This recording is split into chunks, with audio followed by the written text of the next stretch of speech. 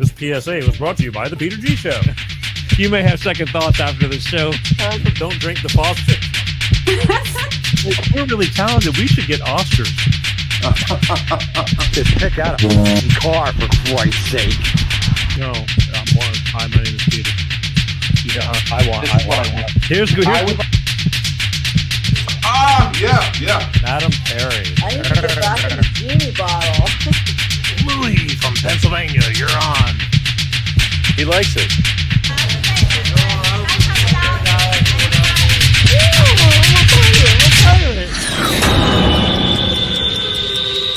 It's showtime.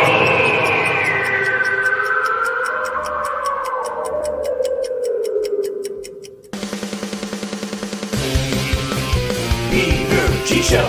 Peter G Show. Divorced dad, single dad. Divorced dad, single dad. Peter G Show. That's right, showtime. And what is playing just when you think you got it down?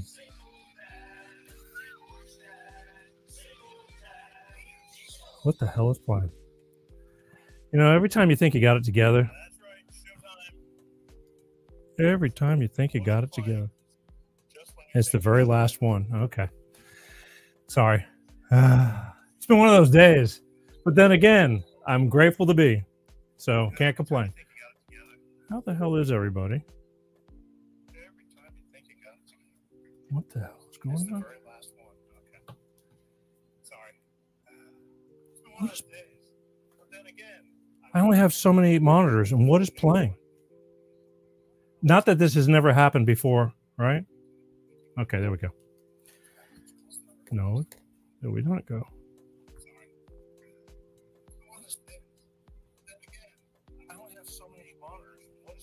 Why is there? Oh, I see. Not that this has never happened before, right? Oh, man. Bear with me. I think I started 2 shows at once, if that makes any kind of sense. Just hang on. Holy moly. How can this be possible? Look at Paul laughing. Life in the fast lane. All right. So I'm going to take me out, and we're going to make believe like we started over again.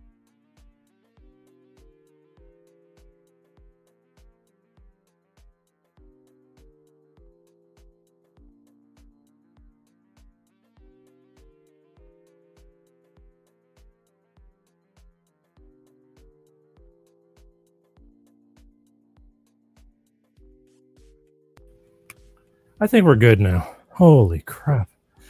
In the hustle and bustle of this evening, I was pressing a lot of buttons. And when I press those buttons, no matter how many times I've done this in a row, you come to find out that every once in a while, life has to give you a good, swift kick in the ass. In the hustle and bustle of this evening, Where am I hearing this sound from? I can't keep it. no matter how many times I've done this in a row, So I'm not even talking right now. every once in a while, life has to give you a good swift kick in the ass. How does that happen? See? Okay. Somebody's playing a really dirty trick on me. I know. It all falls very, very new. It's like, don't worry, I'm a professional. I'll rise above it. I can't figure this out for the life of me. There we go. We got that. We got that. Okay. Somebody played a really dirty trick on me. I know. It's all false. Please stand by. Don't worry, I'm a professional. Where is the sound coming from? What's going on? This is going off.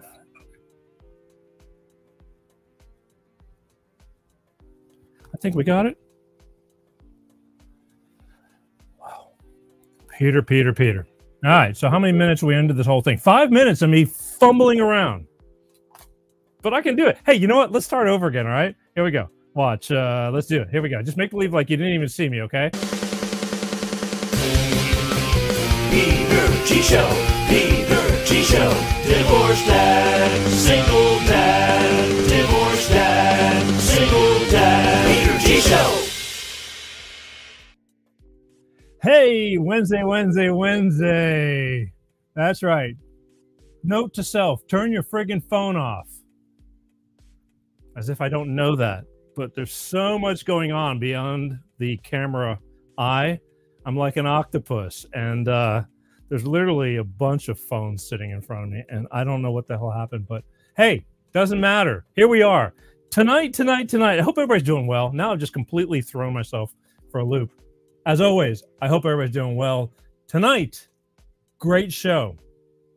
I've done many shows on this, and I'm pleased to say that I'm doing another one because it means, I don't know why it means so much to me, but it just does. I mentioned last week that August the 8th was the 1-year anniversary of the Lahaina fires, and that I was fortunate enough to get someone who's on the island who's been very, very hands-on on the island about these fires, because I, like him, do not believe that this was just a natural occurrence and it was just an accident. At least that's my belief, and I'm sticking to it unless you tell me differently. But tonight, I have he's got an organization, a grassroots organization that he started, and it's right there on the island, and but it's worldwide.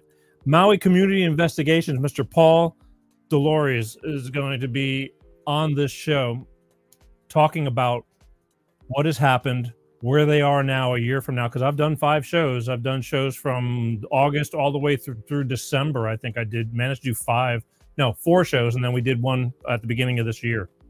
So we're going to talk to him because he's right there, boots on the ground. I don't think I could probably get a better source of information than what we're about to get tonight. Okay? So I want you to hang in, stay tuned, get your popcorn, grab a glass of wine, a beer, whatever, because it's going to be important. Again, this could happen to any town USA as far as I'm concerned. So it's very important. But he's coming up in just a few short minutes. I also want to remind you that next week, yes, next week's also, I managed to get her. She was on 2 years ago. I was the first one to ever have her on a show. And just recently, I saw her on Facebook, because, I follow Facebook a lot. I watch what everybody does on Facebook. Who died, who's showing what kind of food they ate, who's having surgery prayers, who's having a political conniption fit, who's drinking the Kool-Aid, all the above. But I saw her video blowing up, and it was a video that I used 2 years ago. And she goes by Defender of the Republic, and her name is Miss Katie Passy. And a video that I showed 2 years ago is going viral all of a sudden on Facebook now. And it's just a video of her talking about the chaos in this world and what's going on. And she's very articulate, she's very knowledgeable, and she's taken it upon herself to get out there and try to do something. And she's grown tremendously in these past 2 years of getting involved. And she's going to be on the show Wednesday, August 21st, right here, Defender of the Republic, for her second appearance. The first one was 2 years ago. A lot has happened in 2 years. She's going to be on this show, Miss Katie Passy, and we're going to talk to her. And she's easy on the eyes. Everything. The big whole picture. Smart, articulate, knows what she's talking about. And we're going to be talking about current events and the times we're living in right now, because, let's face it, folks, it's pretty messed up. Depends who you ask, but there are some who are walking through, through life without a clue, and there are some that are heavily involved, and we're so divided. I hate it. I wish we could all just get along like we used to. But, again, these are the times we live in. So that's next week, August 14th. Don't miss it. Also want to remind you real quick that, I really would appreciate it if you hit the subscribe button. YouTube throttles me down. They've banned my show many times. They've suspended me many times. But we don't stop participating on their platform, because I don't want to leave that. I know that we're on Rumble and all these freedom of speech platforms and all this, but I want to reach the people on YouTube's and TikTok gives me a hard time also. But I want to reach them too, because I want to reach the normal people who might be sitting on the fence and need to hear the message. So I don't want to get banned. So keep on helping me out. Hit the subscribe button, will you please? Please. It means a lot. It's free. PeterGShow.com. Go. It'll take you right to there. Hit subscribe, follow, like, and share. Sharing is a big deal for everybody I bring on these shows. We're trying to spread their messages, okay? Because I try to bring you entertainment with a purpose. Please. All right, here's what we're going to do. We're going to be getting into the meat and potatoes of this whole thing. But first, I always need to hear and want to hear from my good friends over at Clean Star Products with their money-saving fuel additive DX1 driver, because let's face it, folks, it makes sense to save money. I'll be back in 1 minute. Hello, I'm Tyrone Thompson of CleanStarProducts.com. This is DX1 Driver in the news, and here's what our friends have to say. So I'm here to recap on the DX1 I've used. I put it in oil and I put it in the gas. While I'm using it just for about 3 tanks. Cleaned everything out. I got every ounce of power back in my truck. When Jared's truck was new, it had a lot of power. Then over time, it began to slow down.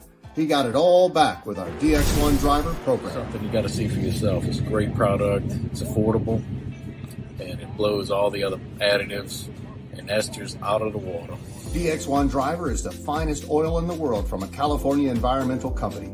It goes into the fuel system and the oil. It's the only green grade product qualified for the carbon credits program, giving you better fuel mileage, lower emissions, and increased horsepower. So join the fuel savings revolution today. Go to CleanStarProducts.com/shop.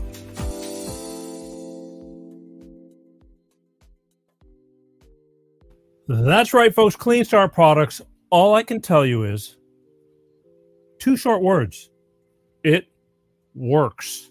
I use it myself. I would never talk about something that I didn't believe in.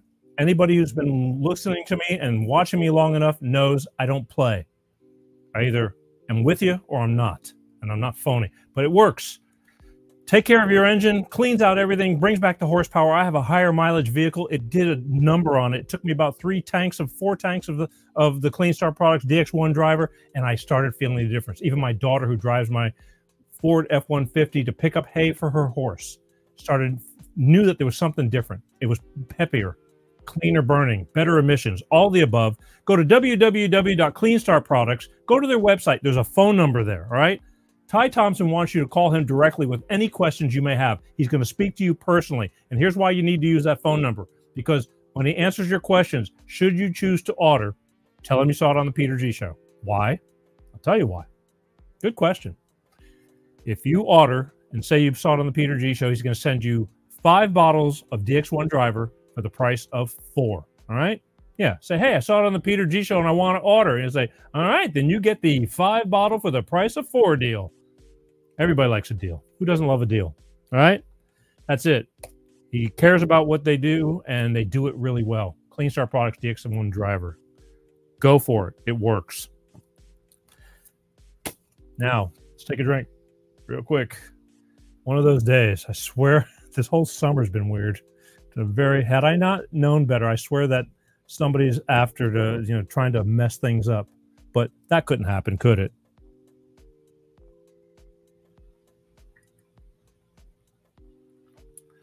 Woo!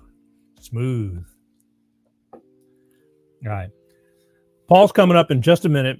I have a little video of Paul that kind of brings him in, gives you an idea who this man is, and then he's going to tell you who this man is. And we're going to talk a lot about this Maui Lahaina fires. A lot. All right? Check this out, and we'll be right back. I'm Paul Deslauriers with the Maui Community Investigation, a local grassroots group that was formed to be a repository for data and information about the Lahaina fire that took place on August 8th. And as we gathered this information into different categories, we found that there were 30 anomalies and questions. And as I reviewed that information with 5 former fire chiefs and captains, they all said the same thing, that this is more than just a natural fire. I mean, how can it be when you start to look at cars and trucks burnt in half with surrounding buildings and even light brush and tap? Trees standing next to buildings reduced to white ash. And trees burnt from within with bark and leaves remaining. The wildfire circumvented structures and whole areas. 78 vessels on the water burnt, and some 200 yards from shore. And that was strange weather patterns before and during the fire. And then there were the dead bodies also. So as we look at this, it really does show that we need a thorough investigation And our state attorney general is heading up the government investigation, and they hired Underwriter Laboratories. And this is the same organization that conducted the investigation into the tower collapse on 9/11, and we're part of the NIST report that promoted a very controversial pancake theory. And a lot of data and information was misrepresented and removed from the report itself. So again, this is the group also that joined the World Economic Forum and who will be conducting our investigation. So our community is coming together, and please help us by signing the petition, and so that we can have a transparent, open investigation into what truly happened on that day. And I think that also it has implications for what's happening on a global level at this point in time. So please sign our petition and support what we're doing. Mahalo.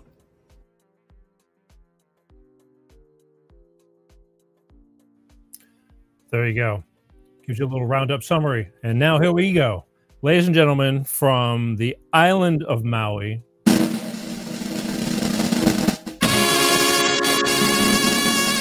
Mr. Paul Deslauriers. Hey, Paul. Hi, Peter. Well, I must say the props are interesting.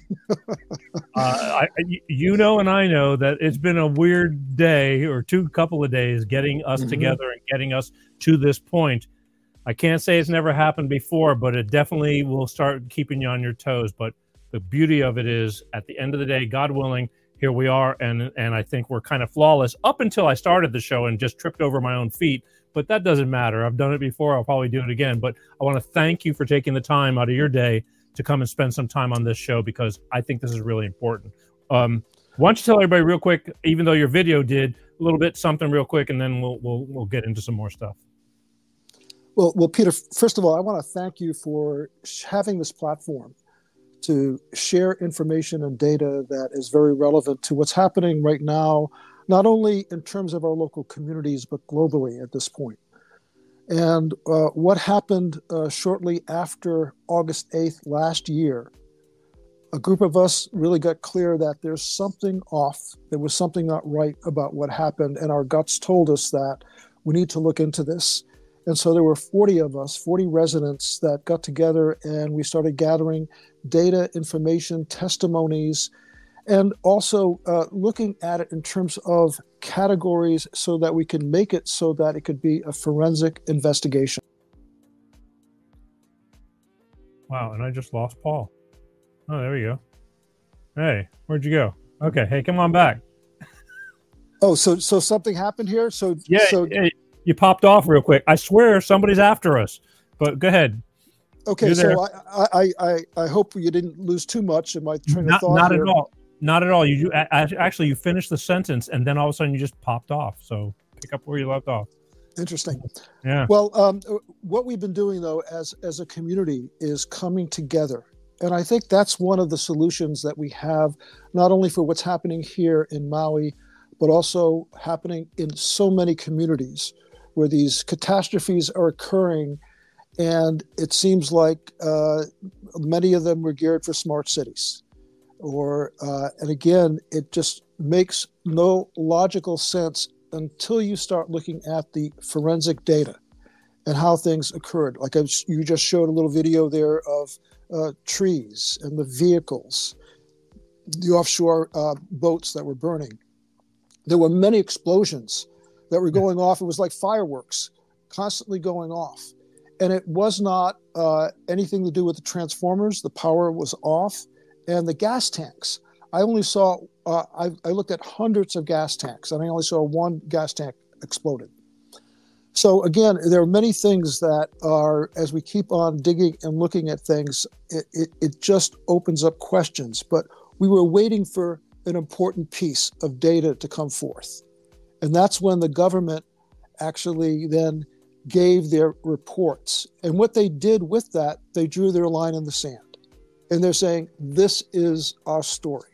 This is the way it is. Just like we had our story shortly, just on the day of 9/11. And we had this whole thing of, jihadists and Osama bin Laden. That was being repeated ongoingly. So this message that they're trying to put out also is trying to divert us from what truly has happened. But as a community, we're coming together and we're taking civic responsibility. And I think that's one of the things that we all have to do at this point in time if we are not going to allow this psychopathic system to do what it's doing right now, not only to our communities, but globally. So I think it's so important that we keep on connecting. And Peter, again, thank you so much for helping to educate the community, because we need the court of public opinion to really start to become more consciously aware that right now we're being attacked. And as you start to see some of the pieces on our website, we have a tab on our website called Lahaina Reports. And in there, right now, we're going to be putting a whole series of videos that will be then contradicting the government's official story. And there's a lot to contradict. So Right. what we're doing with this is, and we've done FOIA reports, for example, like we have like data on 28 trees that were burnt from within and deep down into the root system. Like I dug down in the ash there, really 1.5 feet where the root system was. It was all ash. But yet they say that in their FOIA request that I made, oh, there were no trees that burnt from within. So this is the type of thing that we're being faced. So that's why we have our community. There's been a lot of people who took videos in the fire itself, and we're able to see a lot of different things. So we'll be putting out these series of videos. And Peter, you have one that we just released just last night, and it's on the weather. And I'm so happy you have to premiere our video that we're doing on this. But again, you can see that this is the main driver of the fire. Crucial in terms of any type of forensic investigation. And I think it is important to look at how they omitted 7 major aspects of this weather and the different anomalies associated with that. And they come up with this other story that you'll see. But again, I think that it's important that we look at the data, look at the facts, look at the testimonies and the videos and unbiased experts. Let them tell the story instead of a cover-up or some conspiracy theory. So that's our whole focus. We're just focusing on the data and the facts. And right now, and with that, I think if you use common sense, you can see that the government's story does not match up. So. This is the problem. I think with everything going on in life right now is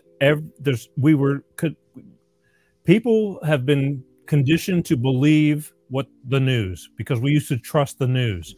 And it's so hard to believe that they would lie to us. And this is ongoing, and this is ruining, because it's so, I totally understand that, but we're being fed things and saying there's no way they're going to lie to us, and most people just believe it. Why believe me or you? But let me ask you a question, just so people can understand. Mm-hmm. You are not some guy from the mainland who just kind of flew over to investigate. You live on the island, correct? Yeah, I've been living on the island for quite a while. I started a political action group called the Maui Pono Network, where we look at and get involved with the local politics and select candidates that support the people and the environment instead of big money interest. And so that has been an integral part. When the whole thing happened with the vaccines, we're part of getting the data and information out with doctors on how to counteract some of the repercussions from that. So we've been really engaged, involved. I was on the Charter Commission. Every 10 years, they select 11 citizens here in the county to represent them in order to look at our local laws. Our charter is the way things are wired, how power is transformed into the nitty-gritty. And so this is an important piece. So I was, very much integrally involved in that. And that's how we have to rewire, actually, our local communities. by getting involved with looking at the local charters, and that means getting involved with legislatures and making sure those legislatures support the people and the environment. So this is what the type of thing that I've been involved with, a lot of civic engagement and community engagement.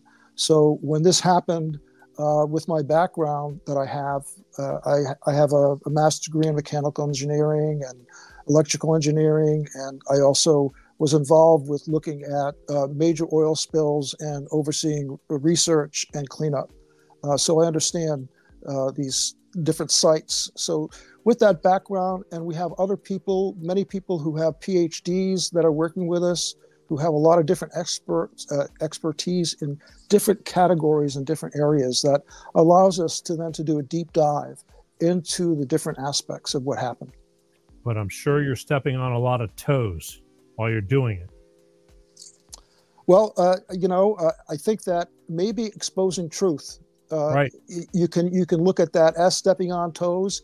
I think that what we need to do is stop the illusion and delusion that is being perpetrated by mainstream media, so that we can really get to a deeper truth of what's happening right now.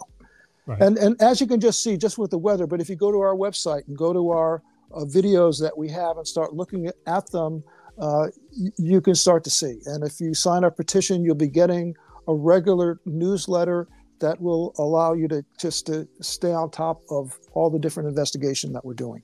I mean, we're going to play this video here in a minute, but the thing is, I know you understand how people is so hard to take most and say, hey, I know what you're seeing, and you're just saying, well, that must be it. But I mean, are you finding a lot of resistance? Like, not necessarily on the island for the people who were directly infected, that it happened to, but to the outside world, are you getting a lot of people going, oh, come on, Paul, stop with the nonsense? I get it. All the thousands and thousands of people. We put our videos out with Eric West, who was one of the early people who was involved in communicating about the fire. And he has a big following. So we got about 30,000 views on our videos that we put out just from him alone. And we get a lot of comments that I read, and I only heard one negative comment out of reading over probably about 2,500 that I've read. Okay. So that's from people from the outside, and also people from here in Maui consistently are so grateful that we're taking a stand and we're getting to the truth of what truly, because people here feel like, wait a minute, this was not right. Oh, this was bad. What occurred? It was horrible. But I don't know how it happened, but it happened. I told you that some of the short clips that I put out from the previous shows took on hundreds of thousands of views and hundreds of thousands of comments. You can't read them. You just can't. But I scroll, and some people going, you're a friggin' idiot. It was a natural wind fire caused by, and we're going to get into all this after the thing, but, caused by the power line and what are you going to do? I mean, you're going to get a mixed opinion. And then there's people who are like, thank God you're saying something as yourself. Well, let's look at what we're really dealing with here. We're dealing with subconscious belief systems that have been inculcated for many years since birth, that are, and what we hear from media, what we hear from government is truth and honest, and that they're not providing any propaganda whatsoever. So, yeah. That belief system is deeply ingrained, but in order to all of a sudden get out of that belief system, they have to come to the conclusion that, well, wait a minute, maybe the people who are in power in our governance aren't here to support us. So that's a big gap for people to take. Hard for people. And it's scary, because all of a sudden you see that the people that you've empowered and put there to oversee all of this money and infrastructure, it's like, wait a minute, they're using that against us to harm us. So it is a big gap. Yeah. So the reason why we're going through and putting this level of detail into our videos, so that people who look at it and you just can't help but use common sense and say, okay, this is what they're saying, the government reports are not correct. So at least that's one step in creating doubt in terms of the official story that they have. But we're chipping away at belief systems. And so, Peter, what you're doing, I'm glad you're getting this out and having an audience who cannot break that construct of how we look at the world in the way that has been ingrained in us for so long. But for a long time, this has been going on, in a deep state way. And now that it's coming to the forth, and now that it's coming out to this level where we see what happened with the pandemic, and we see the impact that the vaccines have had, and start to acknowledge that, and acknowledge the process, acknowledge the people who were empowered to create a mandate on that. Again, people are waking up because, and again, hopefully this will be part of the wake up as they see to what extent they will go to grab land, to create power. So again, this is a psychopathic system, and we have to be consciously aware. Paul, I know people. Again, Facebook is what gauges me on how I do and what I do, because people spew their guts on Facebook. It's really weird, but that's how it works. And I swear, no matter how much on board you and I and a bunch of other people may be, you have people that can't wait to get their 15th booster. And we're crazy. And, so they're just as solid in their beliefs as, I never believed in brainwashing, but my God, this past few years has taught me a lot. And again, I've only come around probably the past 10 years or so. I was probably just like them, but sooner or later, thank God, better late than never. And as put to me by a woman that I had on my show, she says, everybody has their own journey, and some people just aren't going to make it. And that's just the way it is, but we're going to try. So it is what it is. All right. I'd like to play that video. I have a million questions for you. I do. So okay. I hope you have, but we're going to do this video. This is a pretty long video, but this is what, what would you say about this video you're getting ready to play right now, that I'm getting ready to play? Well, again, I think that it shows how we're confronting the government story. And as we confront the government story and that crumbles, then people's belief and trust in what they're saying also crumbles. So we're taking it one step at a time. As you know, there's a video on the vehicles, on the trees. We did one on the fire spread. We have many more videos that are coming up. Yeah. So as we do that, it becomes clear and obvious, if you use common sense, that your belief system that you have is going to crumble if you just listen and just look at the facts and data that's there with no spin, just the way it is. Yeah. All right. So let's play this video, and then we're going to come back and we'll reiterate on the video and a lot of my crazy, wacky conspiracy stories or questions that I have for you, because again, you are boots on the ground. I don't think, I've played a gazillion videos of people making videos from the island, but I've never had the opportunity to directly talk. And you've seen, I know you have personally seen what I'm going to ask. And again, to a lot of people, I've had people that I go, hey, that, back then it's like the Maui fire. I go, there's a fire in Maui.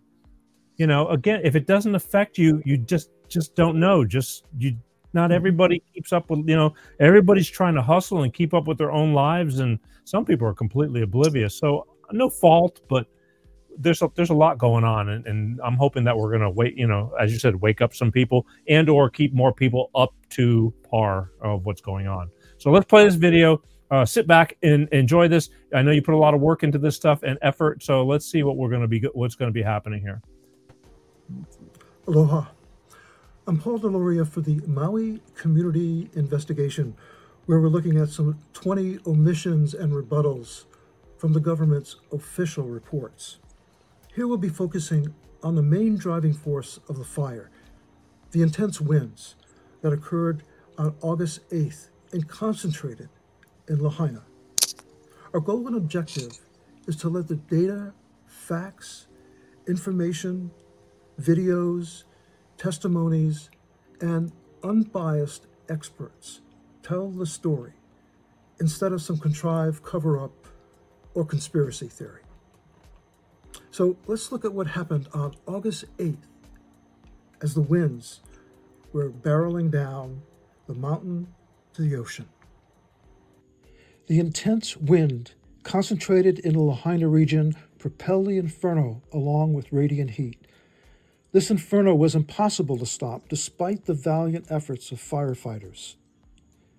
These intense winds played a key role in the deaths of 101 residents and is integral to our forensic analysis.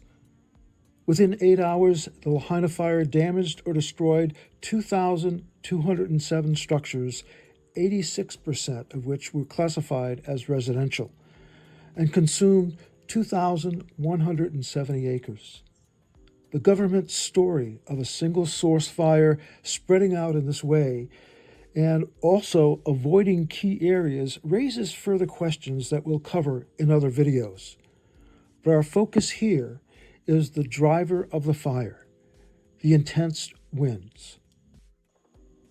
The Hawaii State Attorney General's report is the official government story that claims global warming and a Category 4 hurricane whose epicenter was nearly 600 miles away to the southwest, and a high-pressure system 800 miles away to the north of Maui, generated this concentrated, sustained winds that made this inferno possible.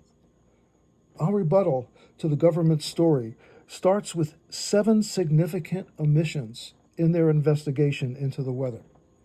These omissions include a white haze tracking along with Hurricane Dora that coated Maui on August 7th, and intense wind concentration on August 8th in West Maui, while South Maui, North Maui, and Central Kihei were calm.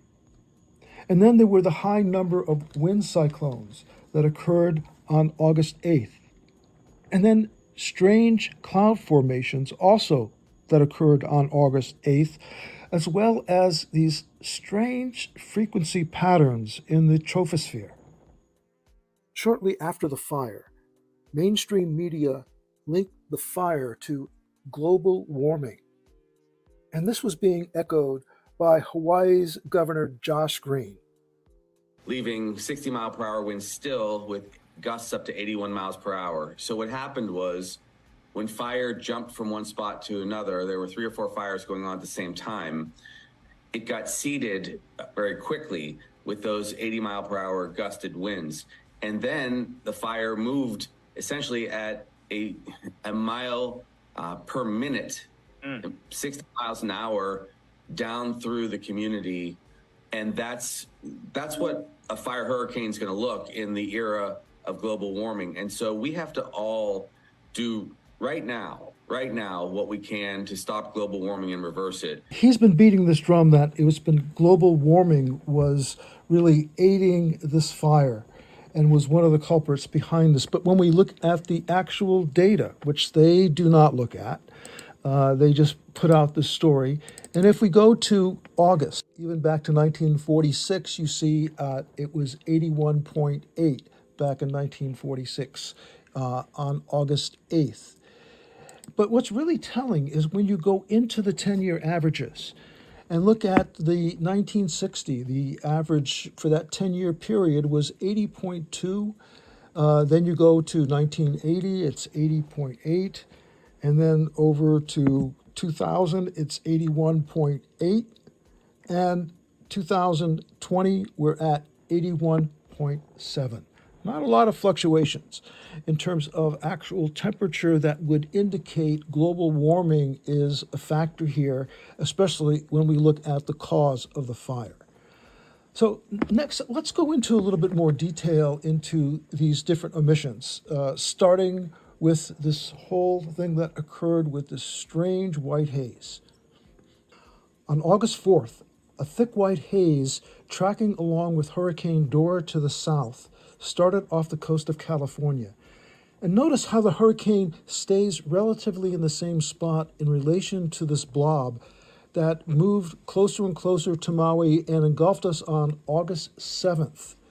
And many residents saw this kind of white wall coming in, and you can see the difference between the right and the left in terms of the actual haze. And you can see some of this haze again to the right as, again, it was a very strange phenomenon that residents hadn't seen before. So they took note of it. The winds were intense island-wide on the 7th of August. However, on the 8th, it was calm and somewhat still in upcountry, North Shore, South Maui, around Kihei, and Central Maui. But as soon as you get into West Maui, the winds were concentrated. And people who were driving from South Maui over to Lahaina that day noticed that as soon as they got past the tunnel that goes into Uluwatu, the winds picked up tremendously. So again, this differentiation of the wind speed and intensity just focused on West Maui on that day, again, is another omission that needs to be looked at. High number of wind cyclones that occurred, some really intense. Many residents noted that they have occasional wind cyclones, but not to this intensity and also not as many. There were some that we noticed that were over a mile offshore that we could detect. So again, this was not admitted as a point of interest in the government investigation. But yet, as we keep on going and looking at these anomalies, you'll see that, again, there are many things that were not noted. Next, we'll go into a video that Bruce Douglas, one of our teammates, has done on the cloud formation and also on the troposphere. Now, this is a high-resolution image that happens twice a day in the AM and the PM over the entire planet. And this is the Hawaiian Island portion of it. And you can see on August 5th in the morning, we have normal wind patterns. In the afternoon of the 5th, normal wind patterns. The 6th, normal wind patterns in the morning and afternoon. But something happens on the 7th. The the clouds start lining up in straight lines coming at us in the morning of the 7th. And it's interesting, these lines of clouds don't go past the Hawaiian Islands. They stop at the Hawaiian Islands. Both are very unusual. By the afternoon, we were having very strong wind across the island. You can see there were perfect lines of clouds, very unusual. They would be lined up in harmonic patterns like this, and for some reason only go as far as the Hawaiian Islands and then stop and not go past us. Two very peculiar anomalies. And I've been looking at weather for 15 years and saving screenshots of hurricanes and video loops, and I have not seen anything like this before. This is the afternoon, the morning of the 8th. You can still see the lines of clouds, only the sun angle is a little different, so we don't see it quite as pronounced. And here on the actual evening of the 8th, when we had the big windstorm that propelled the fires, again, the clouds were in perfect lines lining up against us. And for some reason, the Maui was blacked out on this particular image. Now, there is a line that sometimes appears across images.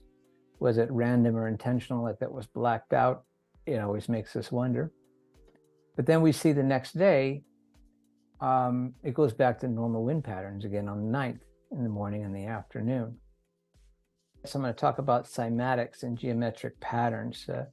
Cymatics is a way where you take a plate and put it above a speaker, and you run frequencies on the metal plate with sand on top of it. And as you play different notes, like the person on this piano is playing different notes, you see each harmonic frequency will make it line up. But you can also do the same thing with a loudspeaker and a petri dish filled with water. And on water, if you do various harmonic sounds at certain frequencies, you'll get these interesting patterns, kind of like what sometimes we see in the sky. So I'm going to come back to this in a moment. But this is the infrared satellite loops. It's a colorized, so it's artificially colorized to enhance the more extreme conditions. But this is the hurricane Dora moving across, and you see it forming right there off the coast of Mexico at about 10 degrees latitude, which is where hurricanes naturally form. And you see it start to spin up into a very tight pattern. I don't see any aerosols or anything else associated. It looks like a natural hurricane to me, and it's got a nice tight pattern to it. And you see around it, you know, winds and everything are calm around it. You see a nice cloud bank to the north of it, the solid cloud bank, that's not doing anything funny.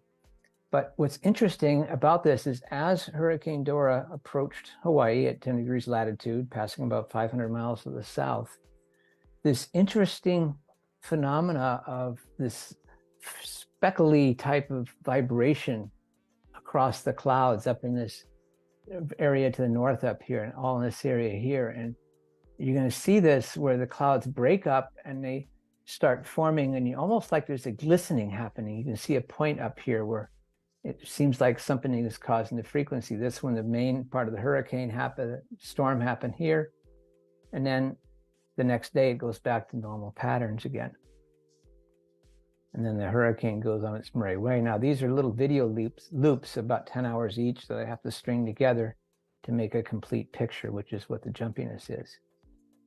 So this is a new phenomena that I've not noticed. So let's go up even closer. Take a closer look at that, where you can really start seeing this funny pattern of glistening and frequency and vibration. This has to be explained. And you can't just use high and low pressure systems or climate change to explain this. Something's going on out there. On the 8th, 9 a.m. to 6 p.m., there's this black dot that happens right here. Let's play it again. Use one area here. Suddenly, in the middle of the day, from 9 p.m. to 6 p.m. on the screen, suddenly blacks out. I don't know if that's an anomaly or, whether something was not being shown there. Hard to say, but it's a question I have. With these emissions in mind, let's revisit the government's primary report shaping their official story. In their summary, they state that in the days preceding August 8th, 2023, Maui found itself in the crosshairs of a potential disaster. And as Hurricane Dora approached from the south, passing approximately 500 miles offshore, it created a pressure gradient that meteorologists warned would bring damaging winds, low humidity, and elevated risk of wildfire to the islands. So when you look at where they actually received the data to come up with this conclusion, you go to August 7th in their area forecast discussions. Now, this is a discussion of the forecast, and this is what they had to say. Deep layer ridging combined with an anomalous strong pressure gradient over the area between Hurricane Dora passing well to the south and the surface ridge to the north. So this again was helping to create, as they're saying, these strong winds. But when you look at this unauthored claim in a discussion, it's refuted by meteorologists. There's been a lot of attribution given to the Hurricane Dora, but I really don't think that this hurricane has had anything to do with the winds here. Here's where the storm is now. It's a powerful hurricane. It's a Category 4 hurricane, but here are where the islands are. And yeah, right now the storm is moving away, and the closest this storm got was 600 miles. So I really don't think this played much in the way of a role at all in the winds, but they have had classic trade winds, and they'll continue with winds like that. Using common sense, how can this moving pressure gradient generate sustained winds in Lahaina for nearly 2 days? And also, while on August 8th, the rest of the island is still, while winds fanned an inferno in Lahaina. As you can see, when you start to consider all these different emissions that are not part of the official investigation, a different story emerges. One that may allude to some type of engineered weather that was focused in Lahaina at that day. But let the facts and data tell the story, and just use your common sense. So we'll be going into more videos like this. If you haven't looked at our other ones on the vehicles, on the fire paths, and also on the trees, go to our report section on our website, mauicommunityinvestigation.com. Also, if you haven't signed our petition, please do so. We'd like your support as we go into our more legal approach. So again, we also need some support, financial support, as we go into this phase, because the legal approach certainly does add up. So again, thank you for your support, for spreading the word, and for helping us to get the message out, a message that may have global implications, because there are many incidences that are very similar that are happening all over at this point in time. So again, your support and spreading the word is greatly appreciated. Mahalo.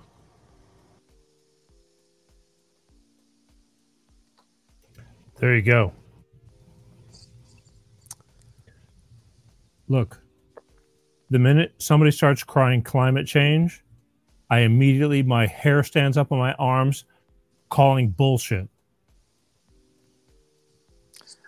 Isn't it amazing when all you have to do is look at the actual information data of temperature and just look at, is there any real fluctuations that occurred? No, it's just normal fluctuations. So again, this is part of mainstream media story that's trying to be put on us, because certainly there's a lot of plans behind this whole thing of climate change in terms of carbon credits and other things that'll affect a lot of people, and certainly affecting farmers and other people right now. But again, we're dealing with illusion and delusion that gets put on us, and this is, I think, a way to really, by putting the information out like you're doing, to counteract that. Of all, I've been to Oahu 20 times, 25. I have no Maui experience, although I don't know how or why, but I just don't. And so, but the one thing I do know is I've grown up in the Gulf Coast filled with hurricanes, and I've lived 33 years in the Southern California, Los Angeles area filled with wildfires. And it just doesn't make sense. I want to back it up. I need to bet, because you're talking about the wind conditions, which many years ago, my poor old father would look at me and say, in his upper 80s, do you remember the Indonesian tsunamis that killed like hundreds of thousands of people? He said to me, he looked at me when I was visiting, and he says, the government, they have ways to make that happen. And I looked at him, because I was, how many years ago was that? That was in the, I don't even remember what year it was, in the early 2000s. I looked at him, and my life was good. I was just floating along, just like many people. And I'm going, come on, Dad. He knew that things, there's things. He says they have things and ways to make that happen. And I'm going, how the hell do you make that happen? But this is how that happened. I want to ask you, you're talking about the winds making the fire worse due to whatever anomalies it is. How do you think those fires started? Well, that's another point of investigation, because right now, if you go to the official story, what they're saying was that there was a fire that happened early in the morning on August 8th. It was up by the bypass, and it was extinguished by around 9 o'clock. And they had firemen there that watch it to make sure that it wouldn't restart. But when they left for lunch, about it was 2:30, all of a sudden on 2:55, the fire rekindled. Or was it rekindle, or was a new start? That's a good question. So, and as we look at the fire spread, it looks like eagle's wings that are spread way out. Well, if you have wind roaring down the mountainside, then how can that? And so the wind will push the radiant heat and the flames forward along where the wind is blowing, and yet how can that be that it fanned out like that? So there is when we look at the actual fire that was left, the footprint of the fire, we can see that it looks like there were arson points in there. So we don't know if there was additional arson, or what they're claiming was that it was a single source restart. The single source restart theory does not make sense. And there are other interviews that we've had where people say there were fireballs. And certainly there were a lot of explosions that occurred, as I mentioned already. So there's many things that could make that fire move in different directions and in different ways. The wind was swirling in different ways too, and through weather manipulation, that wind can be also controlled in that way and direction.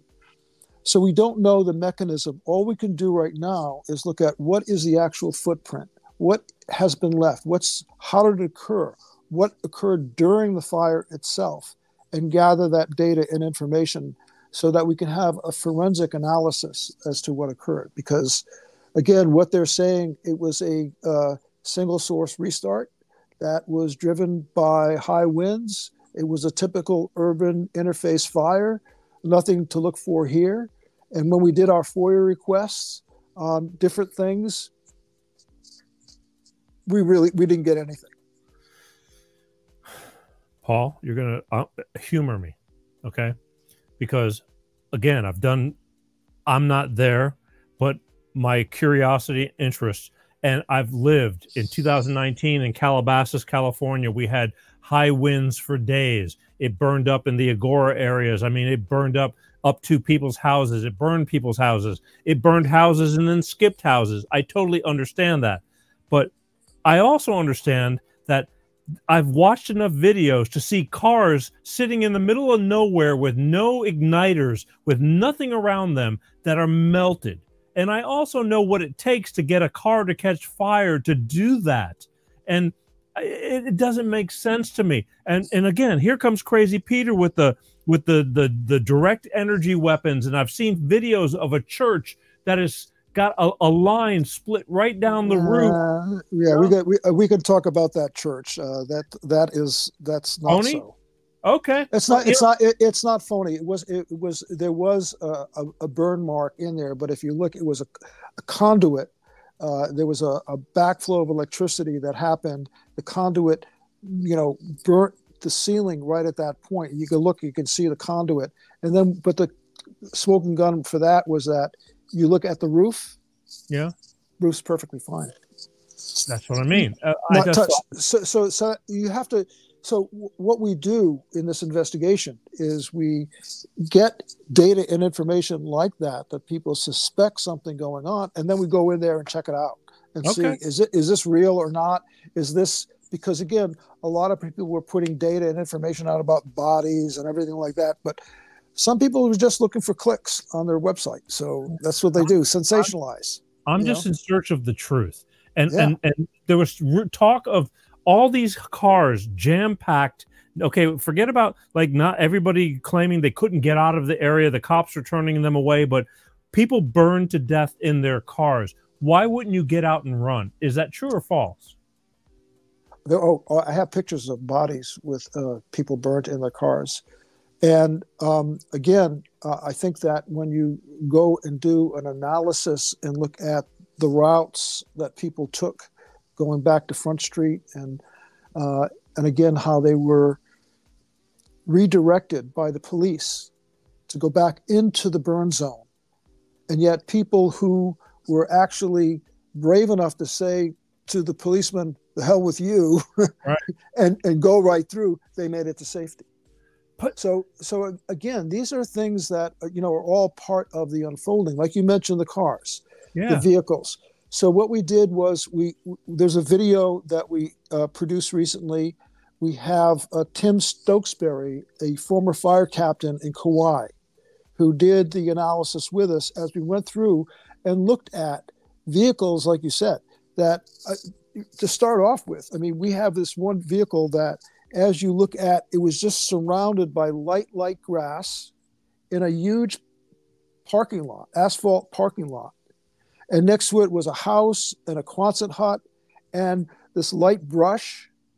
None of the light brush or anything was taken. All that you see is the front of the engine block melted down and the whole cab melted down, and yet the back of the vehicle with not only gasoline in the tank, but also they were aerial cans. It was a utility vehicle, and they were I could spray the cans. So, and everything else, even the light brush, like I said, surrounding it. So when you start looking at evidence like that, again, common sense, because we look at it and, and what could leave a footprint like that? What could do that? Well, there's certainly plasma energy that goes to where there's higher density. So if you look at trees, for example, the trees burnt from within. And while the bark is fine, but yet it's hollowed out just perfectly, like it's about a half an inch thick, the whole tree trunk, and the bark is not touched at all, not burnt or singed, and yet it goes down and penetrates to 1.5 feet into the taproot, into the root system where it's just ash. So as I dug and we did exploration into these trees, I found what seemed to be phregulites, which are basically fused clay and rock and sand that creates rock. It fuses together. So we haven't had that analyzed yet, but these are the types of things that we're seeing that, again, we have to use common sense, especially with like the vehicles, and if you go to our where we have our archives of these videos, we have that one on the homepage, but also in our Lahaina report tab. And if you take a look at that, you get to see, like, oh my God, how can there's nothing, like Tim Stokesbury says, I've never seen anything like this. This makes no sense whatsoever. It makes no sense whatsoever. This is what bothers me so much, that people are going, look, it was a fire. Wildfires are hot. I've been, again, I understand how embers can travel, but Front Street is not, again, I've never been there, but common sense, I've seen enough pictures. There's not enough fuel there to do the damage that it did. I don't understand. And let's talk about real quick the boats that are in the water, to completely decimate the boats in the water. How the hell does that happen? Well, again, we keep on looking at this very objectively and clearly. There were a lot of boats that were offshore that were burning. And then when I started to talk to the boat owners and the people who had their boats in there's a harbor there in Lahaina where they have a lot of boats. They had about 70 boats in there. And there were some boats that survived on the far, far end of the harbor. They were fine. The others burnt and sunk. Now, some people were trying to get their boats out, and they were on fire. So they started to go out, and then they abandoned ship. So that did happen, and I do have interviews along that line. But again, we keep on digging and saying, okay, is this a smoking gun? Does this have something of forensic significance? Just like we look at the color blue. Well, I looked at how many blue cars were that we could see, or blue roofs that were untouched. And there was a lot of roofs that were blue that were totally destroyed. So again, we just look objectively at the data, but there's enough information about some of these other anomalies that absolutely make no sense unless you start to look at some type of high energy weapon. Okay, because I am totally in agreement with not normal fire, intentional things that we don't, top secret stuff that has been around probably since the 80s, but things that they don't talk about because it just doesn't make sense. I mean, to catch a car, a metal object on fire, never mind the people that, like, the car's on fire and you're going to sit in the car on the water. I heard stories about people jumping into the water. I mean, but where's all these people with their stories about what the hell actually happened? You don't hear about any of this. And I understand some people not wanting to to say things or do, you know, because I'm living in this world about like people emailing me every day going, Peter, I'm totally with you. I can't talk about this stuff because I'm in a situation to where I can't, you know, like they're jeopardizing their job or their family or whatever. Where are these people? So I think, Peter, it's about trust, because again, we have a very tight community here in Maui. Yeah. Now, if you're a resident and you've been participating in civic engagement and really involved in the community and have been involved there at the hubs, helping people survive as our team has, people are willing to not only open up about their experience, but get their friends and other people. Like I have 2 people going around right now to the survivors, finding out about fireballs, because that is another potential incendiary device that was used. And we have a few, but we want to make sure that we get a lot of witnesses and trying to get as much video on that as possible, or pictures. So before we come out with these type of things, we do a deep dive. And as we do that, we keep on connecting with more and more people. I just had, just for our internet that we were just doing this morning, the guy from Spectrum came over and his uncle was in the fire, and he showed me videos that I hadn't seen before. So he's sending them to me, and he knows someone who has some very specific information that'll be very important to us. So again, this is just today. Yeah. But so we're still gathering data and information. And again, it's on our ongoing investigation. But at this point in time, I would say there's enough here as we keep on looking at different aspects of the fire that we haven't really put out yet and put out on video. But we're going to be doing some on next one. We're doing some on arson points. We're doing videos on the escape routes. We're doing one on the bodies also with some coroners to look at the pictures of the bodies that we do have. And once you look at that, I mean, every fire captain and fire chief that I've talked to and showed pictures of the bodies, they said, no, I've never seen anything like this before. Incineration. Are we talking about incineration pretty much? Yeah. Yeah. How do you get to that heat? I mean, because again, I got the people that would write and go, you're a friggin' idiot. It's like glass melts, metal, you know, aluminum melts, and, you know, all this kind of stuff. Who would sit in their car and incinerate when the water is right next to you? Well, there weren't people. You know, I don't know of how many bodies were found. We have maps of where the bodies were found. Yeah. Most of them were on this one street that was totally blocked in. There were over 42 deaths on that one street. So again, uh-oh, you just popped off again. There you go. Out there. So, and we've gotten a few back, and what we've gotten is not very conclusive at all. I'm just dumbfounded because I don't know.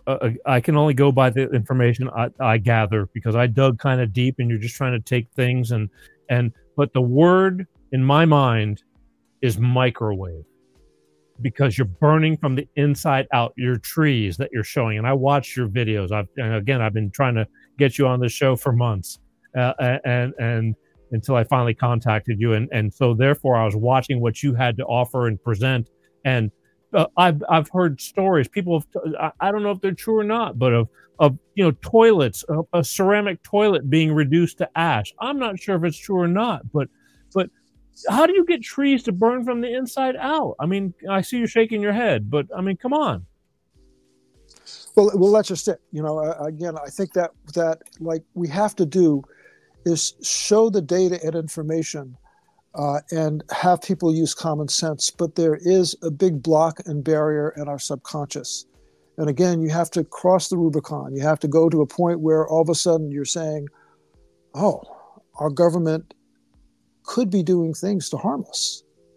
You know, I made that leap in 2002 when I woke up to what happened on 9/11, right, and became a full-time activist then. See, you're a few years ahead of me. What's that? You're a few years ahead of me. It took me till about 2000, I don't know, 10 or 13, something like that, before I finally figured it out. Sorry, I was a little. Yeah. But again, just like they're using the same playbook in many ways just like they have underwriter laboratories who are doing the investigation for the state. That's the same organization that was involved with the NIST report for the 9/11 tower collapse. And they came up for the 3 towers that collapsed on that day. They came up with the pancake theory. And again, it's fabricated data. It's data and information that was, and we have whistleblowers. Kevin Ryan, we have some videos of him who was a manager at Underwriter Laboratory say, wait a minute, this isn't what the data says. You're reporting something totally fictitious that then allows you to make this theory. So just like they're doing right now with the weather, they reported this fictitious story of this pressure gradient drop that was actually 1,400 miles apart from each other, the high and low pressure, and not even close to Maui. And yet it created this isolated wind on that day, on the 8th, while the rest of the island was calm. So, just use common sense. That's their main argument. And then you look at how they actually came up with the conclusion. It's fluff. There's nothing of substance. There's no meteorologist saying this is the way it is. In fact, meteorologists say just the opposite. I showed in the video. So again, I think that we just have to look at the data and information, and hopefully we'll come to awareness that will then bring about civic action. Because once we start coming together, that's where things happen. I'm surprised you're telling me the death count. What did you say, 150 what? No, the death count was right now is 104. 104. Yeah. Way lower than I'd ever think. Well, this is part of our investigation that we're doing. One of the areas that we don't have real good solid data on are all of the unregistered immigrants that were living in Lahaina.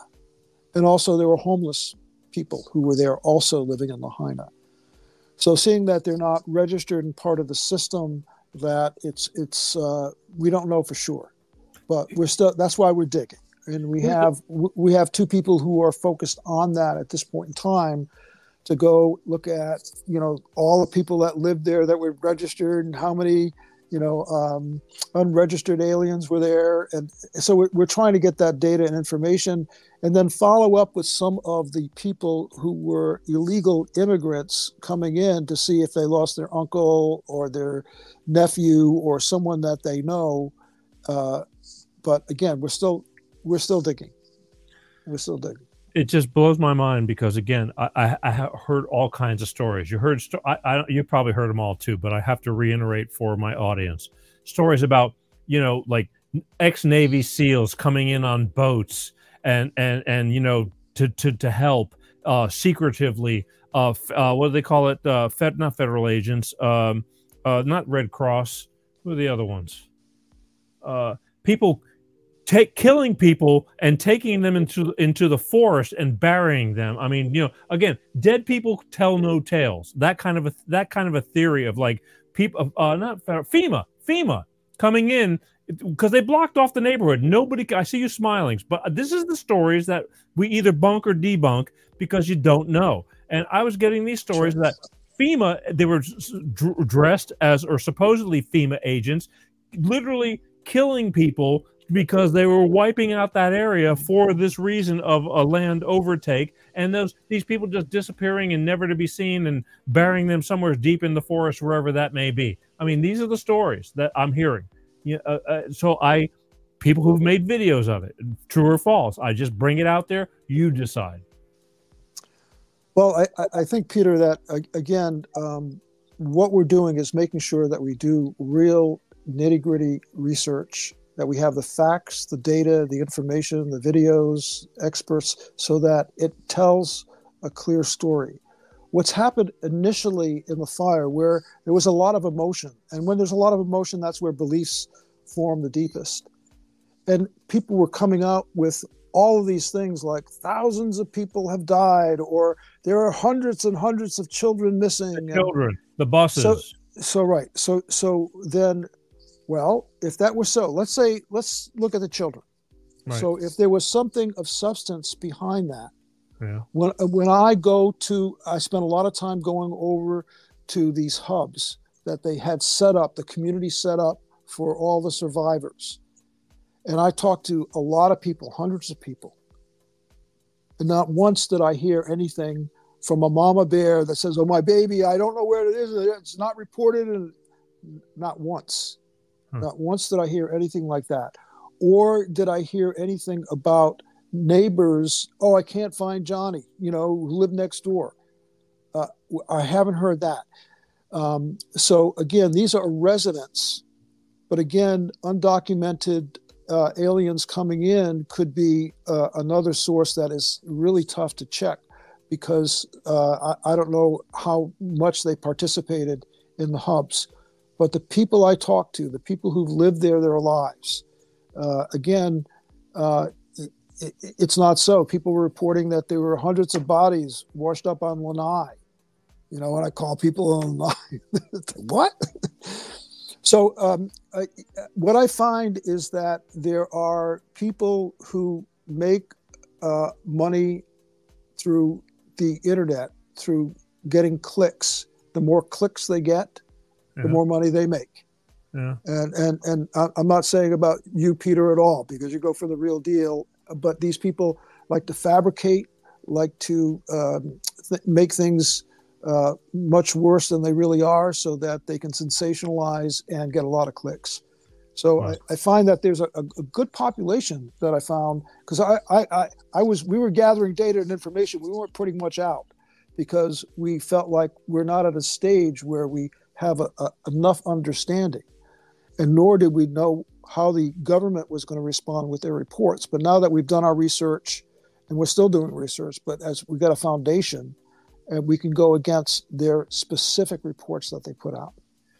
So. I hear you. I just, again, I find this content I have to question, but I put it out there to try to figure out. Number one, I don't even monetize this show.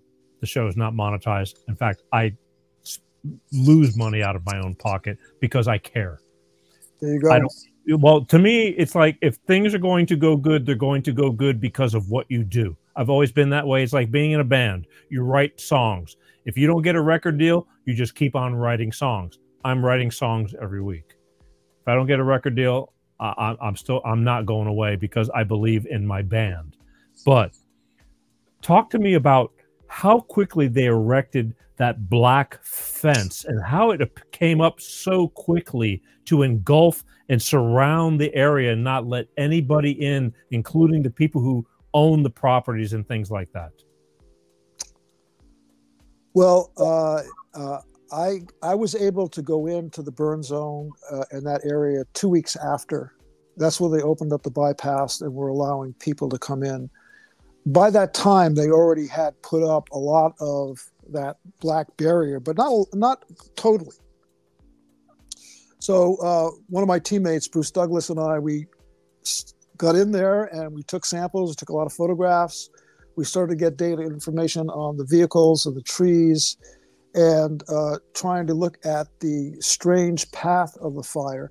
We got kicked out, but later, when they started letting residents in, people who knew what we're doing and know us as part of the community, invited us to go in and go to their site. And also we would drive around the whole burn zone area. So I've been in there, I think 16 times. I've been in there collecting data and information, spending the day there. So I did get access. And that's why we're able to do a lot of the, put together a lot of the videos that we have because of that access that I had. You basically snuck in, though. You basically snuck in because they didn't want anybody in there, correct? No, if I were to go on in there by myself and not be there with a resident, they wouldn't have let me in. No, but it was being with people who lived there, who lost their houses, who lost their businesses. So I would spend a lot of time going over some specifics with them because there's a lot of people who lost everything, who have a lot of questions as to how could this possibly occur.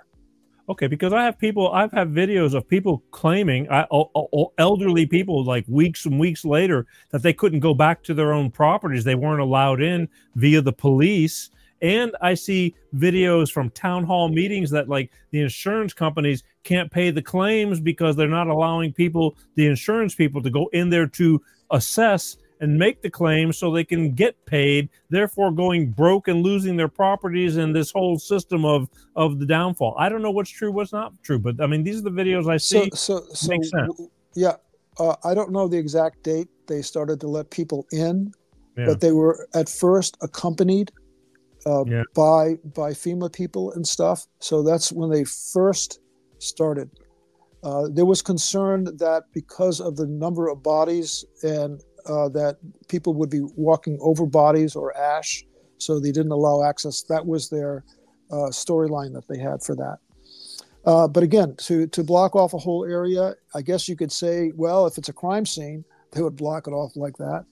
I know, but we've had fires all over the country in the past. The Paradise fires in California were devastating. They people were killed in the forests and things like that. This was just very unusual, different. Like, and to get in there, okay, I understand that. And I was told that they sprayed something to keep so-called the dust down that was kind of toxic. True or false? True. True. Mm-hmm. Go ahead. Yeah, they sprayed the whole area to reduce the amount of dust that would blow out. We did an analysis of the ash and substrate. Maui Community Investigation did. We got 22 samples from around that whole area, some in residential, some in where they had apartment complex, and some in more industrial areas. And we compared the samples, and about 92% of the toxins were all concentrated in the ash. So we asked them to, and then they took an additional, that was just 1 inch of ash, or maybe 2 inches of ash. But they took on top of that 6 inches of substrate below that. So we're saying, instead of mixing all of that in so that we have why don't we just take the more toxic stuff and we can do plasma technology, turn it into an inert glass. There's a lot of things that could have been done. They didn't go for it. And the Army Corps said, no, this is the way we do it. This is it. If you want to get, if you want us to do it, otherwise you're on your own. Yeah. I'm going to ask you this real simple, straightforward. Do you think this was a cover-up? From all I've seen so far, and from all the data and evidence that we get, and especially all of the omissions that have occurred in their reporting. Yeah, of course. This is not natural. Okay. This is not what they're saying, that it was a normal urban interface fire. Mm-hmm. No. Okay. I want to play you a video real quick. It's a 1 minute video of something, and then we're going to go from there. I know you don't know what I'm going to play you. I didn't tell you things, but this is just something that I want to, this, because I feel this plays a really important role in the authoritative structure. So here, check this out. The sooner you realize there is no coincidence, the quicker you're going to wake the fuck up. Nobody finds it odd. This is the same police officer that led the response team in 2017 with the Vegas massacre. Same dude. Thank God I'm not the only one. A woman in Maui called him out straight up. Here. So maybe it's different for you because you just got here, huh? So it's not the same. It's not the same. No comment? You have to look up on photo. No comment right now, guys. No comment? Yeah. This woman's got some stones, man. She sees right through the bullshit and she's asking the questions, but guess what? No comment. It's so weird these high-ups can say no comment to any question. It is all connected, and I am begging you to wake the fuck up. True or false? Oh yeah, true. He was involved with the Las Vegas shooting. He got into here in Maui as the chief in a very strange way. I was on the charter commission at the time, and I got to interview and connect. And I remember him making promises that he's a team player, that he listens, that he's going to be sensitive to the culture. As soon as he gets in, it's my way or the highway, guys. Politics. I hate politicians. So we got There was I can go into some of the specifics on how he got in, but to be police chief, but he is, and he still is. I went to the event that happened on the 8th in Lahaina at the Civic Center. I sat close to him and Governor Green and our mayor and our county council members. So it was interesting to see the dynamics of Pelletier. And Paul, what are the odds of, because that's a conspiracy right there in Vegas. Vegas is still up in the air, correct? Correct. But and then to end up over there, and then self-appointed coroner to write. Correct me if I'm wrong, but again, this is what I've found, that he self-appointed himself coroner, so nobody knows the true story. But this little inner circle, there's no outside people to confirm nor deny. That's kind of weird, isn't it? Well, first of all, it was illegal to have the chief of police also be the coroner. Wow. That is illegal for that to occur. And again, that's the same type of strangeness. So we've been trying to get data and information on a lot of specific things, especially the coroner reports, and to go into some specifics, especially some bodies that we've seen that, again, it's anywhere near damage caused by a normal fire, right, or any type of fire, period. It takes a lot to incinerate a body. I mean, most cremations, they still have to grind up. I mean, tell me quickly, I mean, what do you think? How much more of just burning to death in a fire do you think these people burn to death in? Does that make sense? Well, in terms of, there were no people that we actually, there's 2 people who are missing that haven't been found. But out of that, there were bodies associated with all of the other people. So it wasn't that they were incinerated to ash. There was bones. We have pictures of these bodies that are just ash, but yet you look and their hair is still on their head. Cool. How does that work? That's what I mean. So that's why when we show this to other people who have some expertise in dealing with bodies like this, they're saying, So that's why we're still looking to put a video out on that. We're waiting to get some more forensic experts and coroners to make comments on things. To me, that's deep lies. Something is seriously awry and wrong with the whole thing. I don't know. I'm no genius, but you're there. So the police department has not responded to any of our FOIA requests. Other than that, they've received it. And what we're going to be doing next is going to writ of mandamus, which is then in civic court to then go and basically go after the police department so that they can release key data.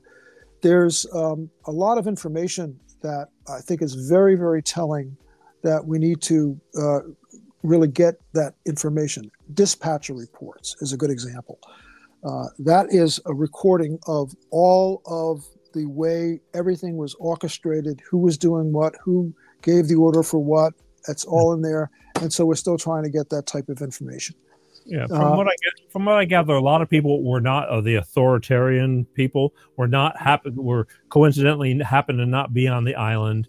The water, how do you not have water in friggin'? You're on an island. You could pump it from the friggin' ocean, can't you? Well, as I talked to firemen, basically there was water that was in the box stores.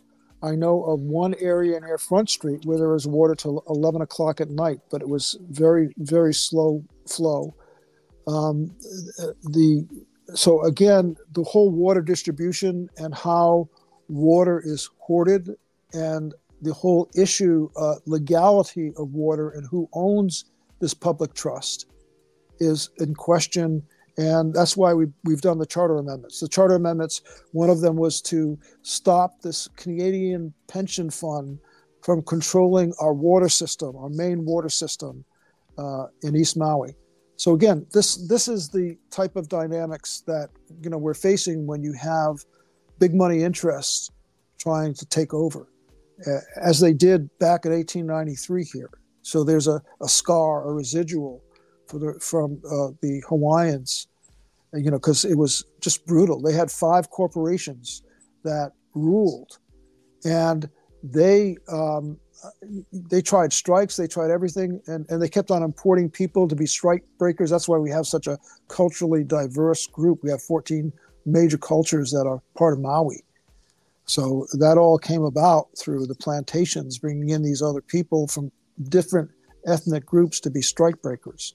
So this is the corporate control that we are moving into, certainly with a different type of electronics and surveillance and things like that. But I mean, back then they had to, in order to communicate with the unions, they had to write messages on toilet paper and pass it under the stalls, because it was illegal to communicate about anything to do with the unions. Look, again, okay, I don't know how the winds, let's say the winds just happen to be the winds. You still, I was born early in the morning, 5:35 in the morning, but not, yesterday morning.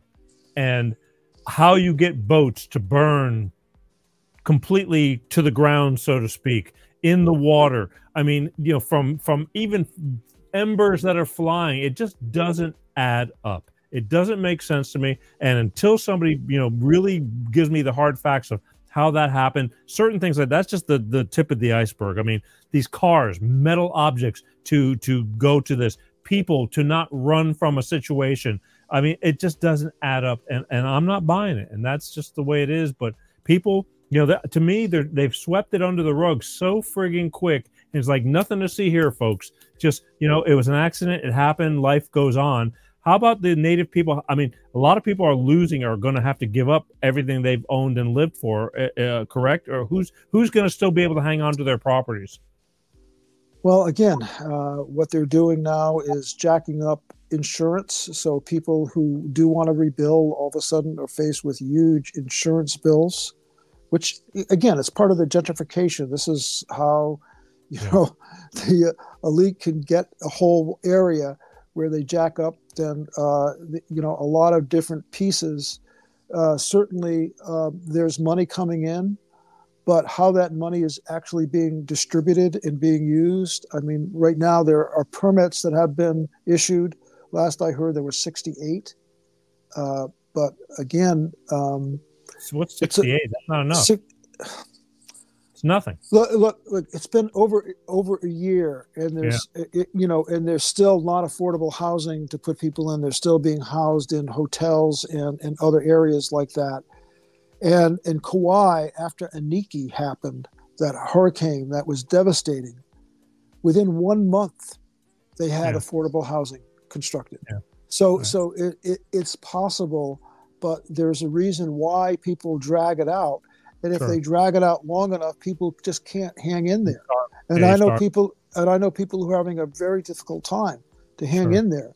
So when they do that, then they get them out, and it's open then for the open market. Or so again, this is part of the shift, and we're trying to do the best we can as community to counteract some of these moves.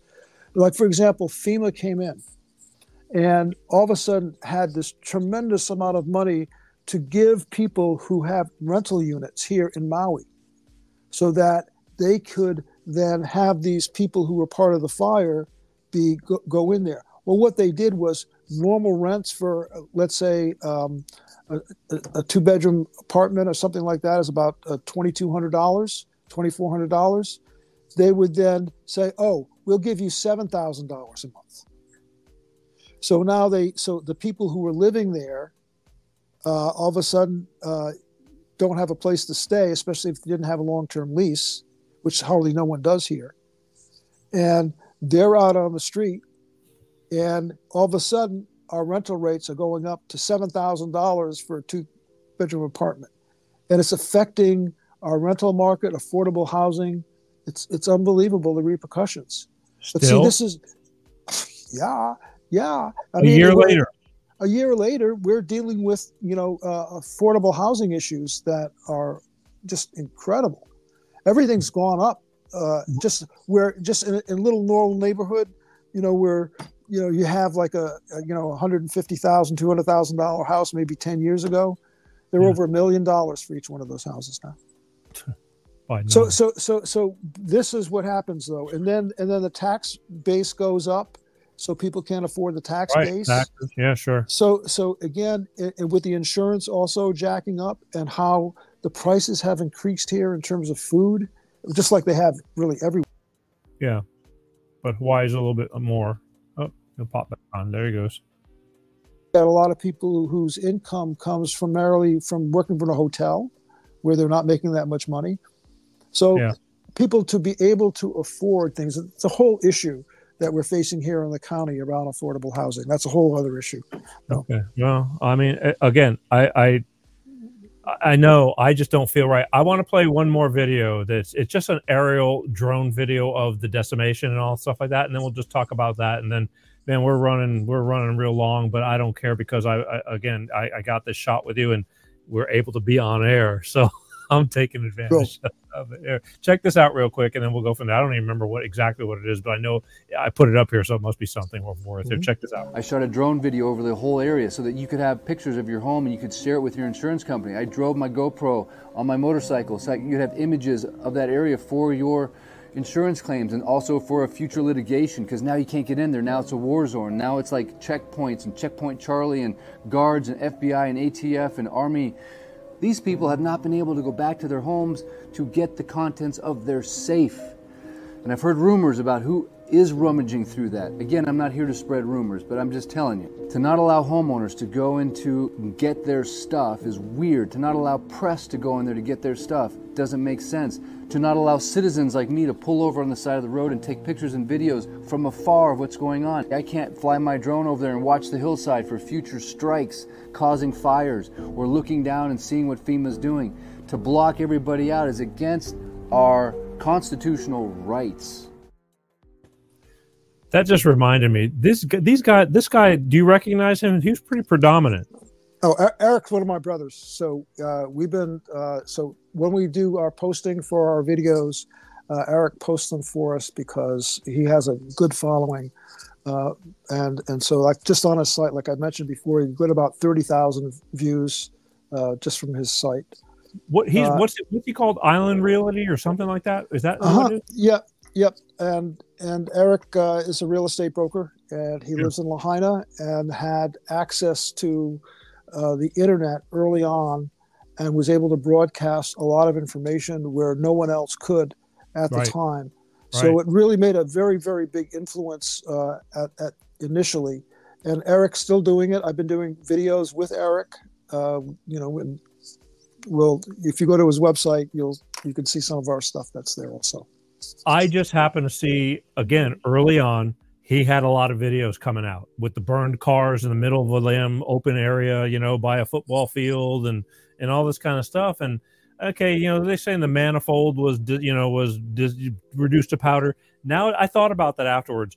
A lot of intake manifolds on cars nowadays are plastic, but it doesn't change the fact that it melted aluminum, and and the glass was melted in an area that there was nothing there to catch the car on fire in the first place, to make it burn as hot as it burned, to make it look like it looked. That's just me. What do I know? But he has a lot of videos. And I started using a lot of that back last year. So some of the information I think is important to just be clear that when you have aluminum that's melting, it's about 1,100, 1,200 degrees. Yeah. And that is within the range of 1,500 degrees is within the range of these fires. But when you start to go into glass, which is at about 2,600, 2,700 degrees, and you go into actual metal that, again, you're looking at that same 24 to 27 range. That needs to be explained. So, there's things that we can do where, as we get more and more forensic experts to look at and you look at some of the videos of cars burning, again, very telling. And to have, I have, if you go to our video that we have on vehicles, I think that you'll see a lot of information there that just makes you scratch your head and say, this is not normal. We need to do an investigation, because what they're telling us, because they totally ignored the whole thing with vehicles. Oh, Yeah. nothing to look at here. No. Bullshit. I call bullshit. Okay, it's that plain and simple. Here I go swearing again. I told myself I was going to try not to swear tonight, but it doesn't. The car is in the middle of nowhere with a little bit of dry grass in like little clumps, patches.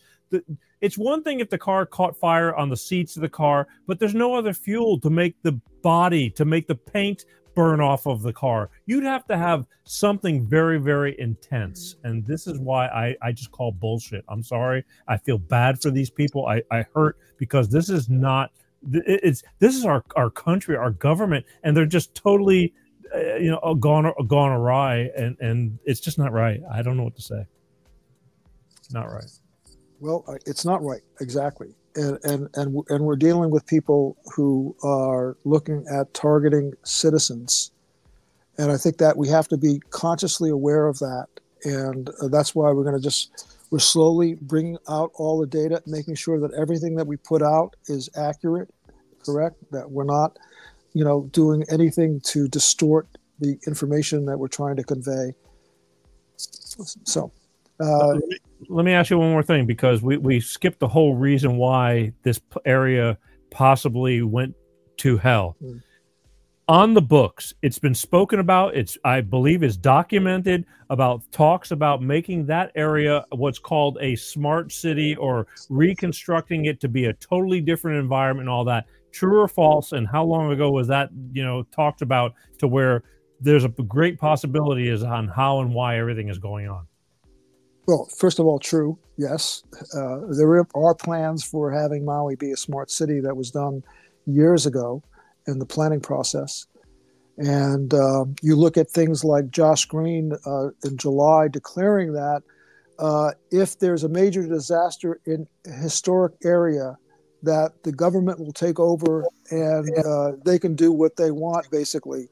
Now, to have a law passed like that right before the fire, it just starts to raise questions again as we keep on looking at the reality of what we're facing here. So. Yeah, there's a lot of coincidences that happened. I forgot about meetings that went on and things like that. Again, it's been a while, because every week I'm doing different types of shows, from alcoholism to reality of life. But there's a lot of things going on. Here's what I want to do, because I got to keep moving. Unfortunately, time is just blowing by.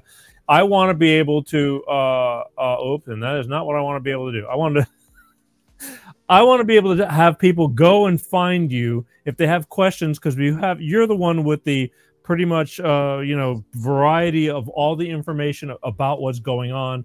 And if they want to come find you, the best place to find you is at your own website, which is www.mauicommunityinvestigation.com, correct? Correct. And they can email us if they want at info@mauicommunityinvestigation.com. Right. So and that way, if you have specific questions, or if you have some things that you'd like to comment, or if you have people that that has specific information that might be helpful in our forensic investigation, please contact us. No. Yeah, because I know that there's people, because from the last shows that I've done, that have commented from all over the world, being that this doesn't only happen to Maui. It's happened in different. Chile got hit, see what I mean? Cancun, just recently, another tourist area, which, all of a sudden, all hell broke loose over there and forced up.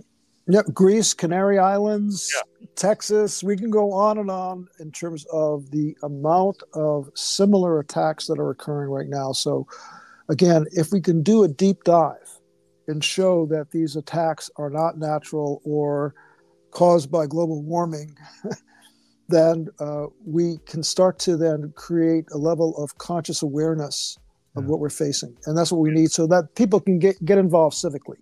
Civic engagement is crucial. And I would say that to get involved in your local community, but get involved with your community, period, in terms of getting to know your neighbors, talking about growing your own food, looking at connecting and forming groups like we did with the Maui Community Investigation. This is civic engagement. And this is what it looks like in terms of what a small group of people can do in terms of exposing what's happening. Because they put a tremendous amount of money and effort into cover up stuff.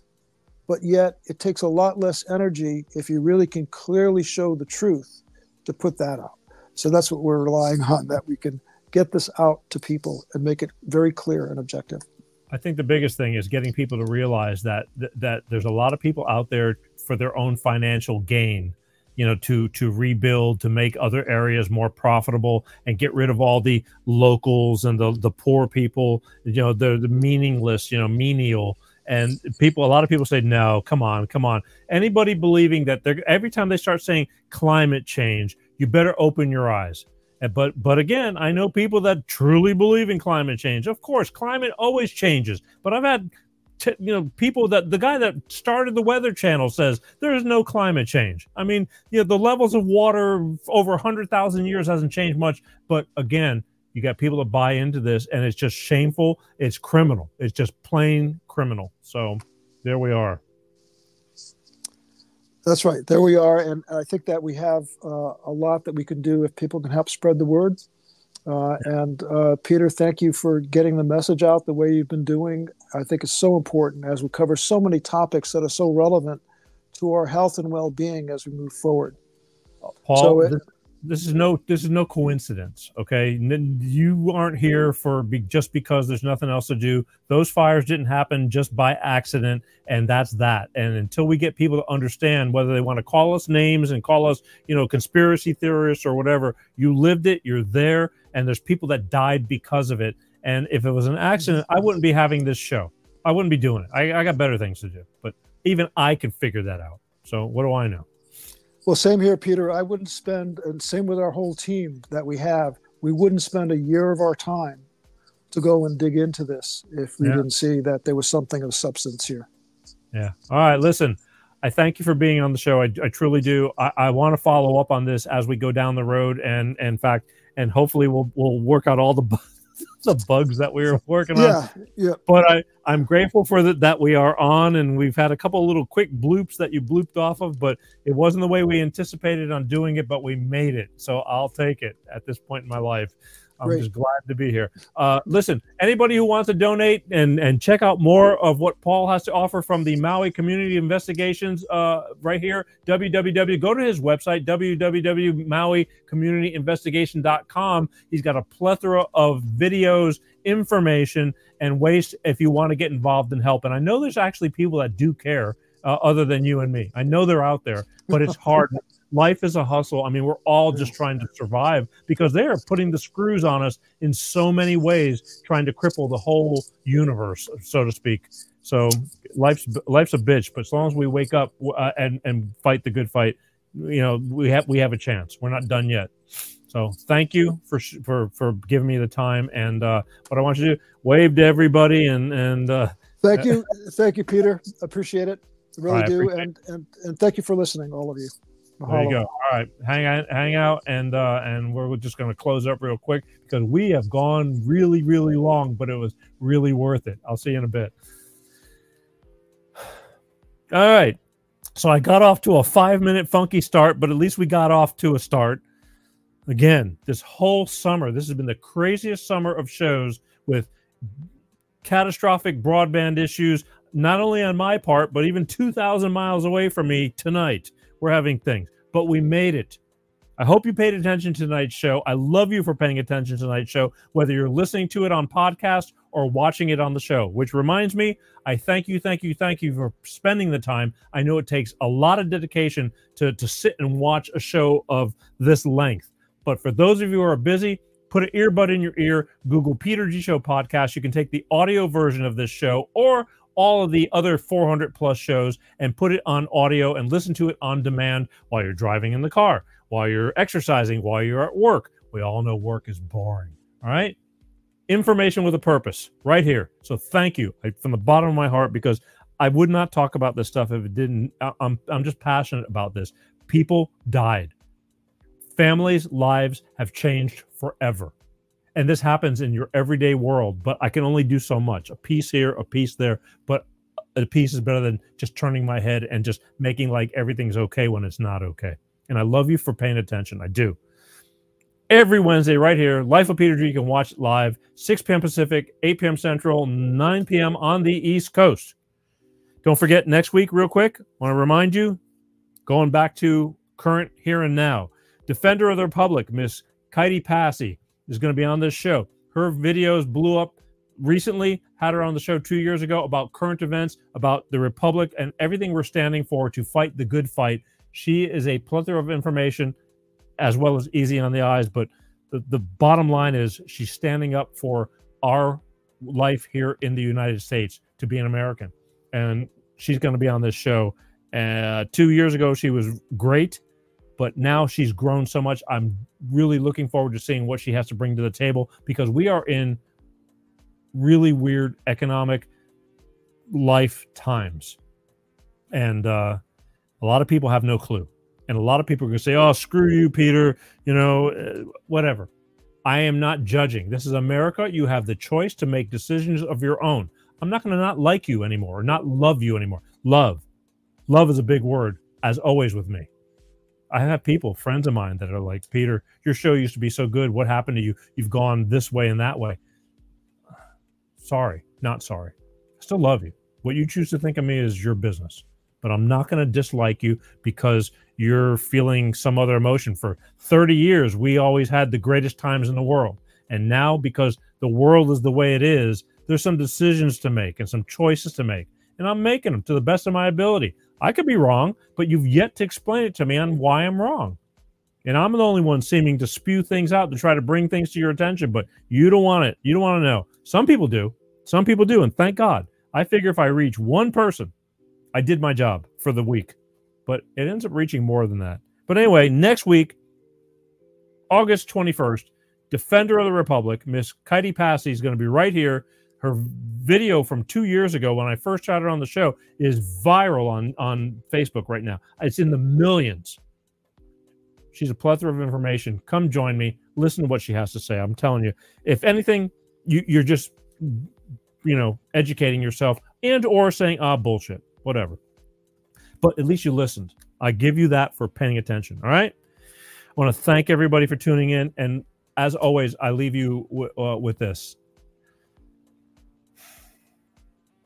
Hang on. Life is really a bitch. Life is a struggle. Okay. Every day I'm watching it. I have so many people that live hand to mouth daily, weekly, monthly, struggling, and yet still not seeing the light. Again, I don't care about your opinion on what you think is right, the right way to go, and who to believe in, and what party you're in. I can care less. I love you anyway, but we're all fighting and struggling to stay alive, regardless. You know, it's just a different in decimals on of what you. For one person who's worrying about $100,000, there's a person that $10 is about as important in their life as $100,000. So be kind. I guess that's my point. Be kind. All right. You don't have to be an ass, but you don't have to take a lot of shit from people either, or crap. Sorry, I swore again. Just it's working on me. Been a long show, a meaningful show. I hope you paid attention. My name is Peter G. Thank you for watching from the bottom of my heart. As always, I love you guys. I do. I don't judge. We all come about in different phases. Some may never, and some are way over the top, but that's what makes the world go round, all right? I love you. I'll see you next week. As always, I love you guys. Peace out. Peter G Show, Peter G Show, divorce dad, single dad, divorce dad, single dad, Peter G Show.